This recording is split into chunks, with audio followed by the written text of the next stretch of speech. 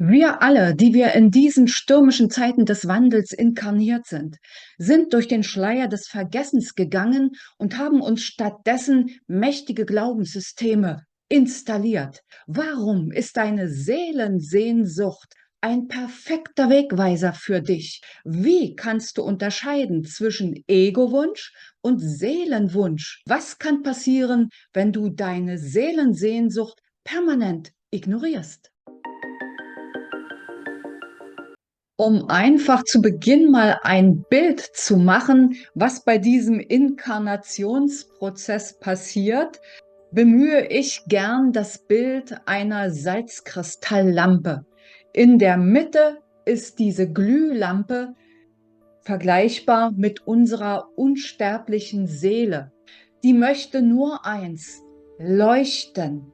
Leuchten für sich selbst und leuchten für ihr Umfeld.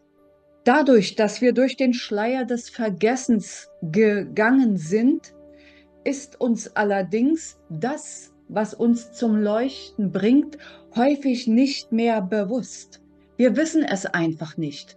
Wir wissen nicht, welchen Plan wir und das große Ganze mit unserer Inkarnation verfolgt hat. Und so haben wir durch Erziehung, durch unsere Eltern, Lehrer, eine Menge Glaubenssätze und Glaubensmuster drumherum aufgebaut. Und das ist der Salzkristall. Und wenn du dir so eine Salzkristalllampe vorstellst, dann weißt du, an manchen Stellen ist der Kristall ganz dünn, da leuchtet die Lampe wunderbar. Und an anderen Stellen ist der Kristall so dick, dass überhaupt kein Licht oder nur sehr wenig Licht durchdringen kann. Nach meinem derzeitigen Erkenntnisstand, und prüfe bitte für dich, inwieweit du damit in Resonanz gehen kannst, besteht die einzige Aufgabe eines jeden Menschen darin, seinen Seelenkern, seine Seelenessenz wieder durch alle Glaubensmuster hindurch zum Leuchten zu bringen und damit sein Umfeld im Nahen wie im Größeren zu erhellen und auch dem Bewusstwerdungsprozess der Erde zu dienen. Denn darum geht es. Was bedeutet dann dieser Aufstieg nach 5D? Wir steigen nirgendwo hin. Wir haben diese Energien, die uns unterstützen aus dem Außen. Ja, klar. Die Sonnenstürme zum Beispiel, die uns Polarlichter bis weit in den Süden hinein bescheren. Energien aus dem Kosmos, ja, die erreichen uns alle und unterstützen uns. Jedoch sind wir so eine Art Geburtshelfer, wir vielen, wir mehrere Milliarden, die wir diesen Bewusstwerdungsprozess stützen dürfen. Wir steigen insgesamt durch den Prozess der Bewusstwerdung auf.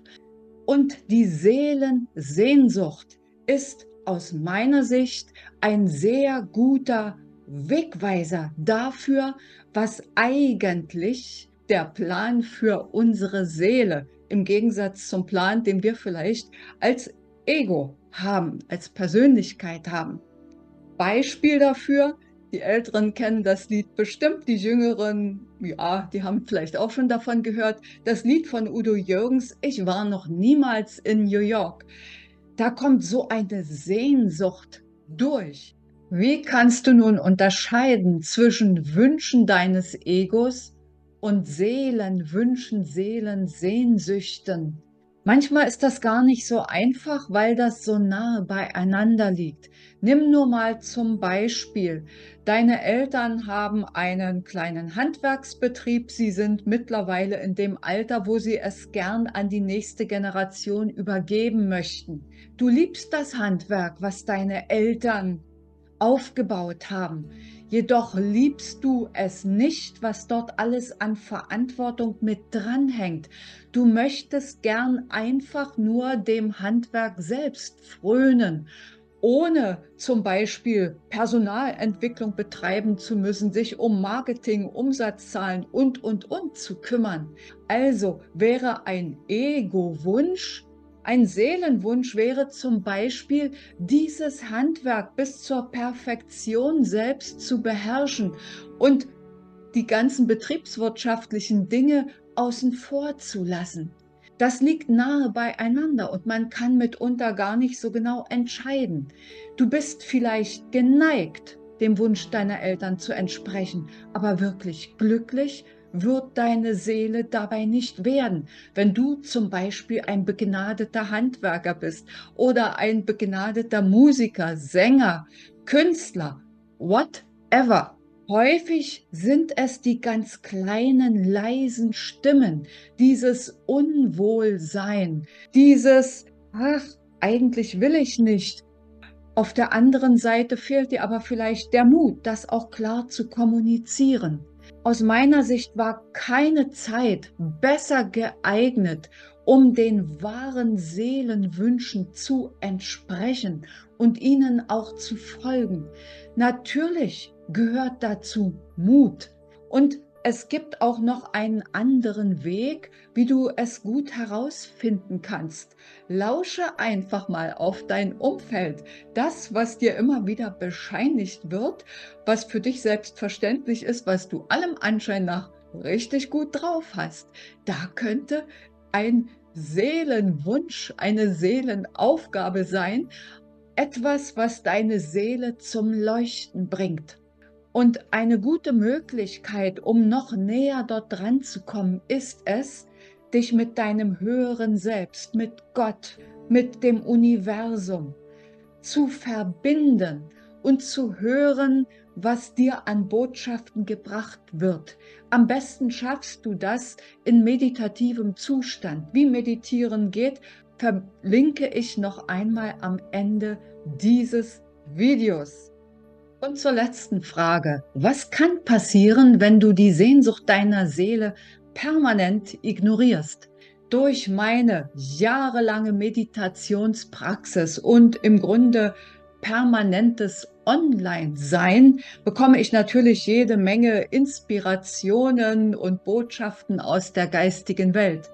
Daher weiß ich einfach und prüfe immer für dich, ob das auch für dich stimmig ist, dass jede Seele zu ihrem Seelenziel, also sprich dem Bewusstwerden, dem Erwachen, geführt wird.